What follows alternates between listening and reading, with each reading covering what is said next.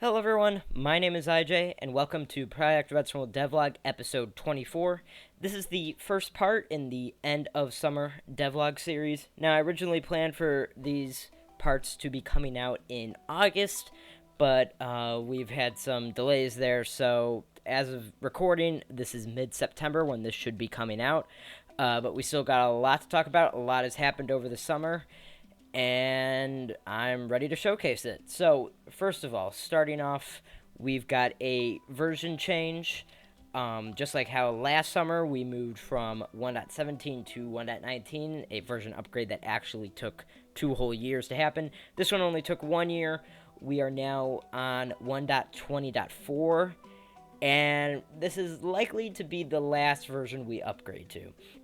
Now, I know I've sound like a broken record. I've said that same thing about every single version we've upgraded to, but there's an actual big difference in this one, and that is just the magnitude of how commands were changed in 1.20.5. Their entire system with basically NBT data was rewrote, meaning that thousands of command blocks in Redstone would break, and it's really not worth it trying to find where all the command blocks are that have this broken data and trying to fix all of it. We've had plenty of issues, even just going from 1.19.4 to 1.20.4, which I will get into, and it would be exponentially worse if we went up higher. So that means no 1.21 likely ever. And then I know that the snapshots for 1.22 so far have had some really weird things, like the weird redstone issues and minecarts the new physics would probably break a lot of stuff in Redstone World. But we don't even have to worry about that right now, because everything would be already broken in 1.20.5. Now, one of the main things that were broke in the upgrade to 1.20.4 is because of 1.20.2, which changed up some commands for weird reasons, like just randomly changing names of a few tags, and that broke a lot of commands. And then the other thing that I will show once we get to the theme park is that it broke, not really broke, but it changed how minecart stacking is, which definitely led to some issues. But on the bright side, I've enabled the 1.21 data pack, so even though that we are stuck on 1.20.4, we still get to experience most of the changes that were in 1.21, and really the ones that matter to me. That being the tough blocks, the copper bulb, and the autocrafter. The copper bulb and tough especially, we've been using a lot so far, and we're planning to use the autocrafter inside Tower 3. Now, before we get to the theme park, let me just get to something boring that was changed, but is long overdue. So you may remember for the past 3 years, there's been this area in the middle of the west, and this was supposed to be a city, not really too dense, but moderately sized, but that those plans never went through. But the one thing that we did get is we got this very nice train station that was never hooked up to anything. This was just blocked off, but now this is a real legit train station that works. Now there's only one way to get to it, and that's by taking track 2 down to here. That's bad chunk loading, right by the SMP base, and then you can take this to the Prairie station, which is this. So you can now either go back to that station, or this is a new option, you can go to Das Village. Now, this is a one-way track, but it connects this area that we call the Middle West over to the Das Village up here, which is where you can get back to Founding Island, to the bunker, to the cruise ship, or to the theme park. Now that I mentioned the theme park, let's go to that area. Now, right before we get into the theme park, let's actually go all the way around the theme park so that we get to the water park. Now, the water park is one of the projects that really needs to get done that I'm worried about. Because, my original plan was I wanted everything to get done by July 10th, 2025. That's where everything in the organization boards are currently set up to be due on. But I don't really know if that's realistic, and a lot of that is because I have a life and I have a lot of command block creations to make here. So that's what's holding me down. That's what's holding Redstone down from me. But there's also a lot of builds that are still incomplete. This water park is one of them. But a few things that we did do is you could see there's some more planning work. This has been split into sections. I know I was just talking with the builder of the main organizer of the water park a few minutes ago, and he said that this area is going to be a fancy area, so we may actually redo this big tree and make it more the cherry blossom type. But there's been a few changes over here. We got new trees, and then I went with World Edit and I added all this foliage, and I did some questionable terraforming here.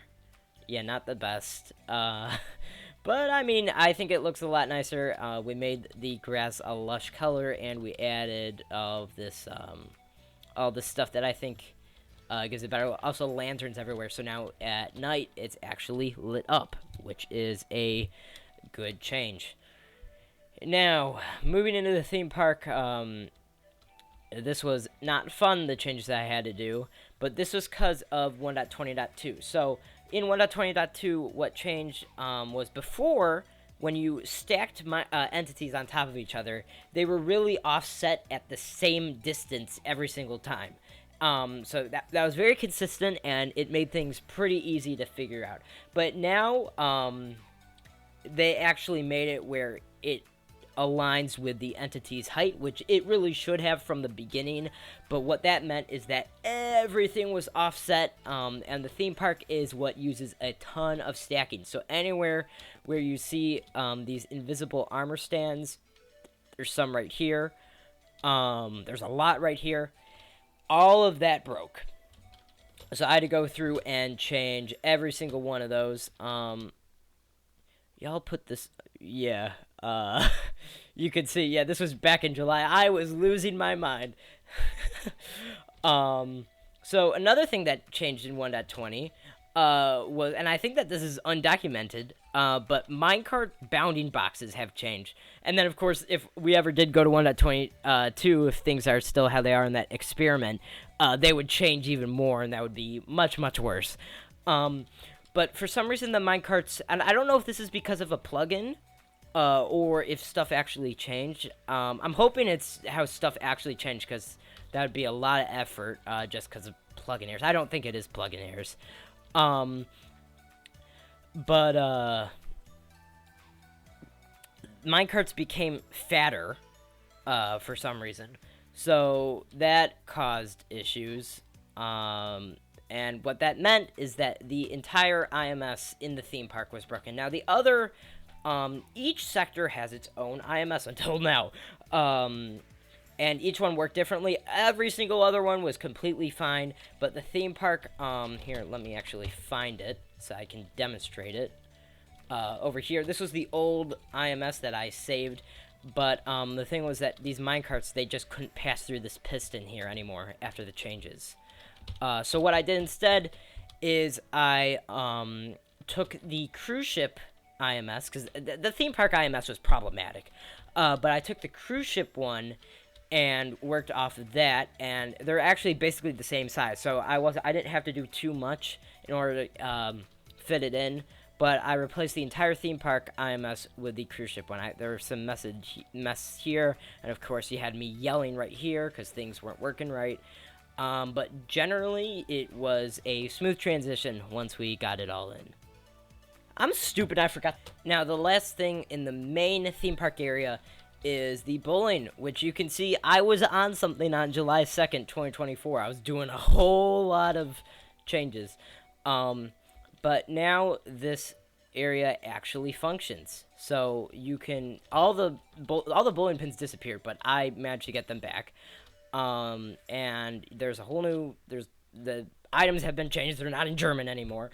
And there is a level of wind detection. So at the back here, I mean, this is using a command block, but it will check to see if you've done the thing, if you got the pins down, and if there's a strike, you get 6 tickets back. If you get a spare, it's 2. The spare is definitely possible. As far as I'm aware, the strike is actually impossible to make. But I added the functionality in there just in case someone cheats, I guess. Then you can get extra tickets. Now, the last area of the theme park and out west is the Reactor. Now, last time, and by last time I mean Devlog episode 20, the first part of the end of spring, my bad, Devlog series. And that was where I showcased all the new functions in the Reactor control room, how it actually worked. Today, we're focusing on the emergencies, of which there are 2 that can happen in this reactor. So you'll notice there's a lot more junk down here than last time. I believe that these displays were here last time, but, you know, the uranium is tracked right there. I'm pretty sure it's there. And we also changed all the text. There's no more of that weird ChatGPT crap. It's short and simple, which pissed someone off. But it's a lot smoother. I also added extra radiation suits here, just in case. Now, I don't have Founding Island loaded. At least I hope I don't. So we should not be getting any radiation poisoning when this happens. So to start an emergency, first have to turn off the coolant loop, or it doesn't matter. You just have to have the coolant loop off, and you need to have the control rods down to 0% height. So right now they're at 100. Let's decrease down to 0. Once you get down to 50, alarms are automatically going to start going off, but you can't get a true emergency until it's 0% and off. Now you need to wait for this to get to 1500, which does not take long at all. And this was here in the last devlog, but what happens right after was not. So it goes code red, it freaks out that, oh, nothing works, and then it goes code black.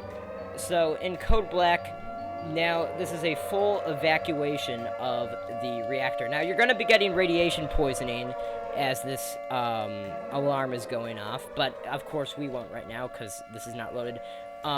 This elevator is going to go down, this door is going to open, and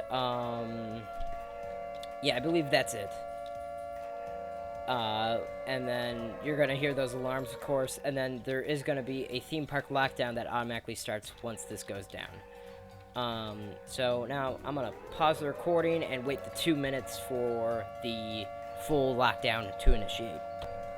Alright, it's about to change. You can see there was a 1-minute warning there in the chat, and something important to notice, it's repeating over and over again, do not scram, meaning do not hit the emergency stop button, and you'll see why afterwards.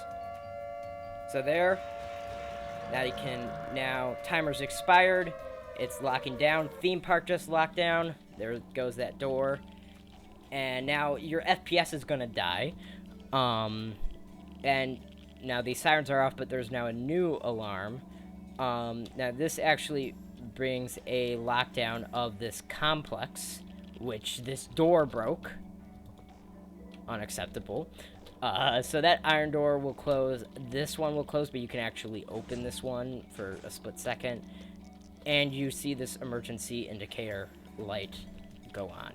Now, over by the island, this is doing a full vent of the reactor, meaning that this tower is basically just gonna, instead of cooling, it's gonna do what people are afraid of, and vent radioactive particles all over the Redstone world. Apparently, lore-wise, this is supposed to be going west, so it doesn't make its way back to the theme park or Fountain Island, but you can see it's going in all directions. But yeah, this has gone from a coolant tower to a venting radiation tower, and this goes on for like 1 minute. We can check the progress over here. Yeah, you'll see there's only a little bit remaining, and after that it is going to consider the reactor clean, and it's going to shut it off. There we go. So now it just calmed down, and now it just started the automatic shutdown. So, oh yeah, something else that'll happen when the alarm for Code Black first goes off is that this elevator will be automatically called down to the control room floor. But it was already down when I put it into that mode, so that was not shown.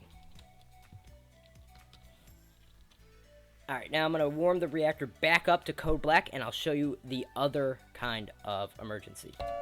Alright, I've warmed the reactor back up. And now I'm going to demonstrate the Chernobyl-like explosion mode that can happen. And the way that you start it is you start it where it's melting down, and you hit the emergency stop button. So instantly it goes to code pink with that message. The theme park goes into lockdown, and in text, the the AI controlling the reactor is going to start freaking out. And then it actually shuts off. And now this goes to a lore conversation between what's supposed to be 3 members of the Redstoneworld military. So the AI is completely shut down now, and they're freaking out, as you can see in chat, because they know that this reactor is about to completely explode. And now, by this time, I think already you would be dying of extreme radiation poisoning if you were still in the control room at this time. Oh great, this one broke too. Gotta do that quick while the lore is going on. So you'll hear the sound effects, you gotta listen to this Enderman for a second. And now it's gonna explode in a few seconds. There we go, now it exploded. The sound effects go a bit crazy. The weather, it instantly starts thunderstorming. There's lightning striking the reactor. And you'll see this reactor is actually fully open. So not only is this... Oh yeah, there's blindness too. Yeah, blindness in the theme park. So the pools are open, and there's a hole blown through that leads to the outside. Now, there is a way to reverse this. Obviously, if you went in the control room, you cannot go in the control room. You'd be instantly killed. But the way to reverse this is by going to the reactor island. So, normally this requires you to hold a special military key card to open this gate, but it will automatically open once the reactor explodes. And now this is the gate to open to get into the military private area. Normally that requires the keycard, but this will also open. Now, just a few minutes ago, I removed the 3-high iron bar hipster door that was here. It was a nice thing, but unfortunately, there was issues with chunk loading where the door kept constantly breaking itself, and it got to a really bad point, so I put in a 2-high one that was used in the FI Hotel instead. Now, you go into the barracks, you go into... Now, these instructions are all detailed in the lore report. But you go into the bathroom. This hatch will open. This is called the catalyst hatch. You can see I'm using the new blocks from the 1.21 data pack. Don't go this way. That's the exit. But you go in here. You go into this creepy sewer that had no purpose before, but now it does. And you hit the insert catalyst, save the reactor button. Now, the catalyst is supposed to be a hidden energy source. And that energy source is used to repair the Aurora AI. You see that the reactor seals itself back up. And now, when you hear those 2 explosions, that means that the safe shutdown was just activated. And now we're chilling again. I also just added a reset on this timer because there is a weird bug happening where if you didn't chunk load this area enough so that the 2-minute timer finished, then when you hit that button, it would shut down the reactor and repair it, but then it would go into the meltdown purge mode. So that was really bizarre, but not an issue anymore. And now, let me just set that to 22, set it to 300, and boom, reactor's normal again. So that concludes the changes in the West Wing of Redstoneworld, and we are at 20 minutes, so we're going to keep going. So, starting off over here... Oh, geez. Yeah, I probably should have cleared my radiation poisoning. What was that, like 2 million? I didn't even see. So a big change that's happened in Founding Island is a very similar change to what we did at the water park, and that is just adding a lot more we basically bone mealed the entire island. You can see we got flowers, we got grass, something that was never there before. It was all just grass with nothing on top of it. And I also used World Edit to place trees in random spots. So that's resulted to some weird things. Like there's a tree in the middle of the animal farm now. But I think it looks better for the island not being so empty. We're not in 2012 anymore. Now at spawn itself, there have been several changes. I'm pretty sure that there were structure voids here before. Look, the usual culprit. But so we had to actually move the staff wall back, and we put this on the side because we had to open up a new pathway over here. Over here, this is the Wall of Fame, so these are people who are retired or semi-retired that had a big impact, and then there's also me there, who does not fit any of the criteria for that. But then a new thing at the spawn is the RCorp Rail station, which I said last devlog that was a dead and failed project. Now, right now, its future is still uncertain, but we've added a lot to it that we did not have before. So I will show the map now. The blue stations are all ones that we definitely want. The purples are maybes, but we're most likely to do the purples too. There's a few tracks in there that I think there's only really one train line in there that's redundant. But this is supposed to be going all over RW. You can see it reaches the north, it reaches the west, the east, with that really big loop.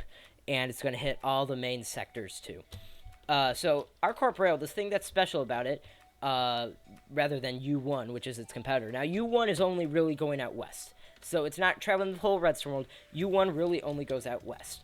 And U1 is, you pay for every ticket. So, you want to go, you pay for a ticket, you go. But every time you want to go, you need to have a ticket on hand. RCorp Rail works differently. It is a subscription model, something that I just made in with command blocks. And originally, how it was going to be is there was going to be shop armor stands, basically structured like the ATM, and you just go up to them and purchase it, and then you'd be subscribed to RCorp Rail. But we decided to do it differently because adding those shops wasn't ideal, and also the functions for it actually caused a lot of TPS lag. So instead, you will automatically be signed up if you have no account. So when you walk over here, it checks if you're subscribed, and if you're not, it will subscribe you right on the spot as you cross in, and then you can exit over here. Now, the cost of it is 2 emeralds per month, so that's 30 in-game days. It's not real-life months.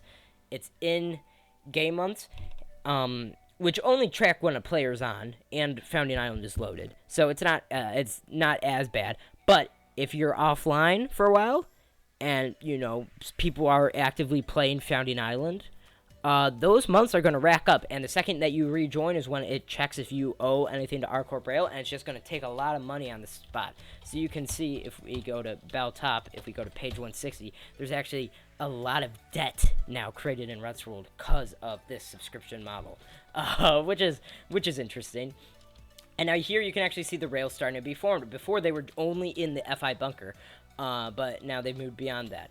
And the rails are actually over here too, which is why we have this new bridge to get to this area with the Tower Zero monument. And there's this, but that we're not going to talk about this station over here until we get to the RTC, which is going to be in the next part, as long as my planning with time works out well. So the RCorp Rail, I'm just gonna fly really quickly here. Let's give myself fly speed 10. So you'll see over here, there's an interchange up here, and this actually goes by the rake station. This is the furthest it goes out over here. It's going to go over to the bunker. Now this one, it has a really weird slope down, but this goes now to by the bridge. This is the central Founding Island track there. This goes to this eastern town, and then up here, it goes to this crazy highway flyover that would be used to go out to the big loop that I showed going to the very far corners. That goes down to Town and doesn't go much further than that. But then this one goes... Jeez, my chunk loading is horrible today. This one is what connects to that other Founding Island track I talked about. This one stops at the RTC, which I will be showcasing in the RTC episode. And it goes... Oh, I forgot I wasn't in Spectator. It goes down here through the FI bunker. That goes up to spawn. And then this is going to go to the West Wing sectors. Let's change my fly speed back down to normal value. And that is the RCorp Rail. So, and I'll go more in depth into it when we talk about Tower 3. But then other changes in Founding Island are over in the place that I can never find, which is the control room over here. So this now needs a level 3 keycard. I'm not sure if it did before, but it's actually labeled this time. And now this is going to be something different, because the RTC is no longer part of Founding Island. It is its own sector, just in the way that the bunker, the theme park, the cruise ship, they all are. But it's still kind of connected to Founding Island. We will go more in-depth into that, into the RTC episode. But there will be another lockdown switch that gets made when that happens. Now, there's been some upgrades with the Founding Island lockdown. This FI tower alarm still does not exist yet. Hopefully that is made soon. But now when the FI lockdown turns on, the bunker is going to lock down too. And you see a new message from the military that the full lockdown has occurred. This one goes into lockdown. The south gate goes into lockdown, which someone broke. Who do I have to kill? Jesus Christ. The boathouse goes into lockdown. The south gate goes into lockdown and has an alarm now. And yes, the hotel also goes into a lockdown. So that is the Founding Island lockdown. Let me turn that off. I always lose where the control room is. And now you have to also turn off the bunker lockdown. They're separate. And now this is new. This is something I've been talking about for a while. Admin transit to the FI bunker. So this directly connects the FI bunker to this admin room in Founding Island. You just have to get in the cart.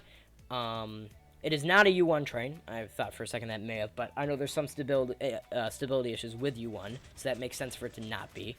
You go through this checkpoint, and now you're actually in the FI bunker. Now, just keep in mind, there is a light that tells you if the reactor's exploded, but there's nothing preventing you from going if that reactor has exploded, and you're still going through the FI bunker, meaning you will get radiation exposure if the reactor's exploded and you're crossing through. Now, when you get into the bunker, this is a new part of the admin room. I've kind of split this section in two. Now, this is a non-control area, so here, this is where you can go back to that room. This is just some utils that someone raided.